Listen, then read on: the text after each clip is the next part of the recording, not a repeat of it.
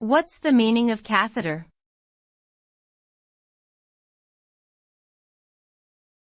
Catheter.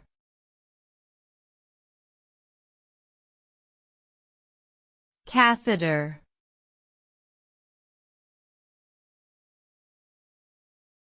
Catheter.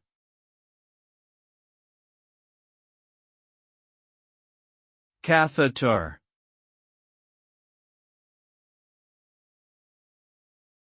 A catheter is a thin, flexible tube that is inserted into a person's body to either remove fluids from the body or to deliver fluids or medication to the body. It is commonly used in medical procedures and can be inserted into various parts of the body such as the bladder, heart, or blood vessels.